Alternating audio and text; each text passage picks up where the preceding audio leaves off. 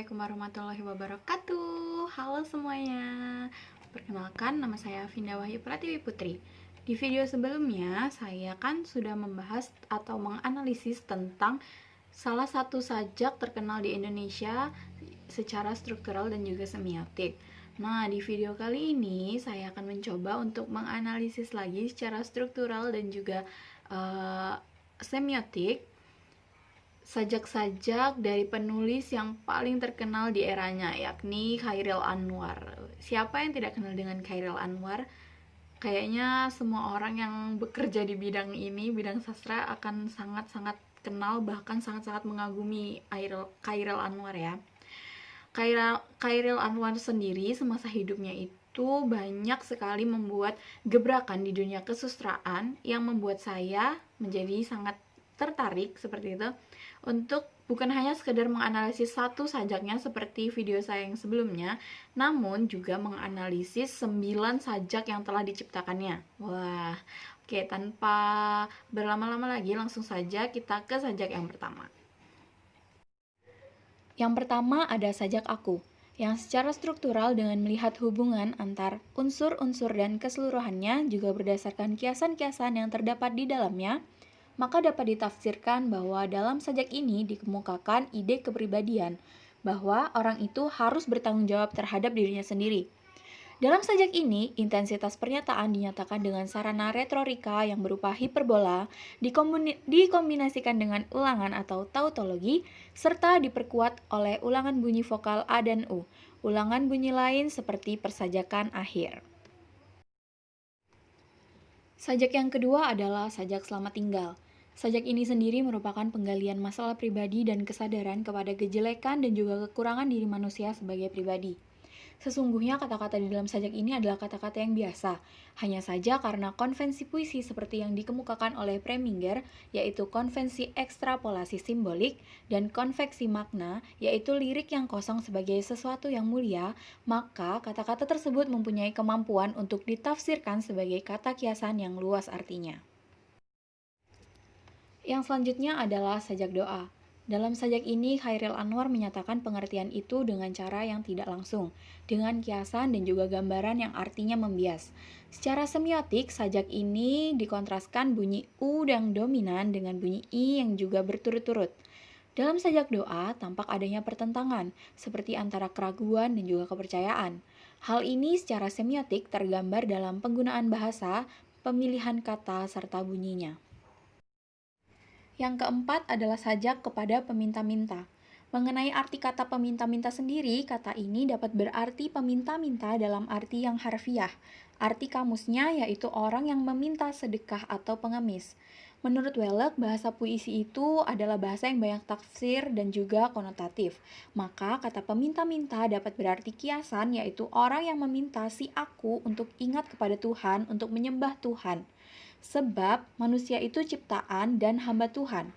Ide atau pengertian sifatnya abstrak, maka untuk memahaminya supaya dapat dirasakan oleh pembaca, ide atau pengertian tersebut dikonkretkan dengan kisah-kisah dan juga citra-citra.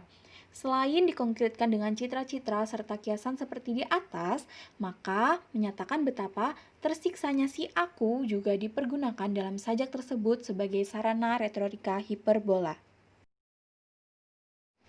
Selanjutnya ada sajak putih.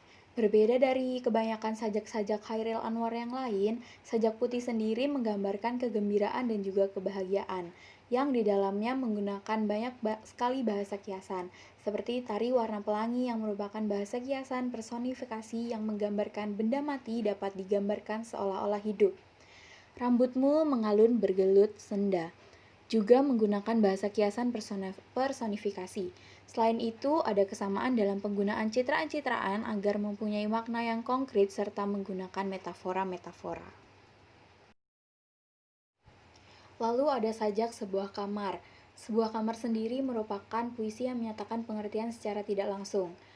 Chairil Anwar ingin mengemukakan sebuah ironi kehidupan di Indonesia. Dalam sajak ini, ironi kehidupan tersebut dinyatakan dengan bahasa yang ironi hiperbolik, yaitu sindiran yang dilebih-lebihkan. Ironi itu dinyatakan dengan pertentangan keadaan dan juga paradoks.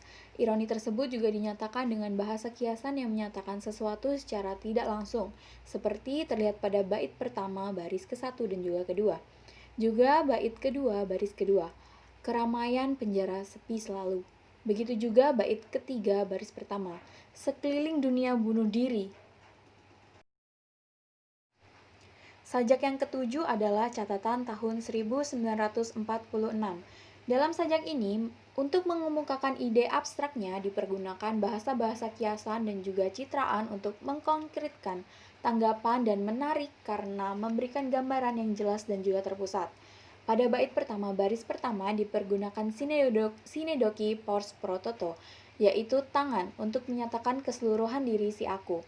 Tangan yang jemu terkuai menyatakan diri si aku yang sudah tidak berdaya. Dipergunakan itu karena tangan itu merupakan pusat kekuatan untuk bekerja. Jika tangan terkuai berarti seluruh diri akan tak berdaya. Dalam arti sudah tidak dapat bekerja dan juga berusaha lagi.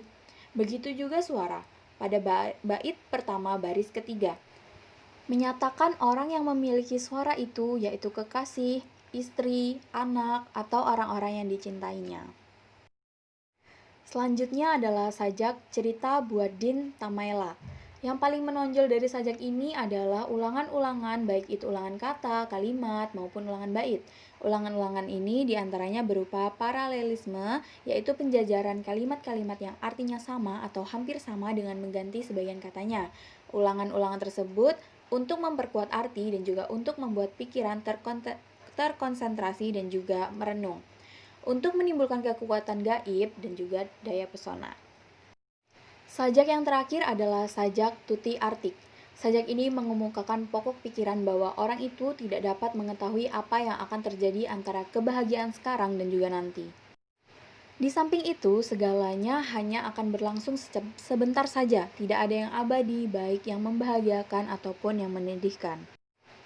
Bentuk sajak ini sendiri adalah soneta dengan persajakan akhir yang rapi. Bait 1 dan 2 merupakan pembentukan kebahagiaan percintaan yang sebentar. Bait 3 dan 4 merupakan akibat tragis dari percintaan yang hanya sebentar itu. Hal tersebut dapat ditafsirkan bahwa pembentangan pikiran itu begitu terjalin rapi dan dalam bentuk formalnya. Itu tadi adalah analisis struktural dan juga semiotik 9 sajak-sajak Chairil Anwar. Semoga dapat bermanfaat dan juga dapat menambah pengetahuan kita semua. Terima kasih sudah menonton video ini. Sampai jumpa di video selanjutnya. Wassalamualaikum warahmatullahi wabarakatuh. Dadah.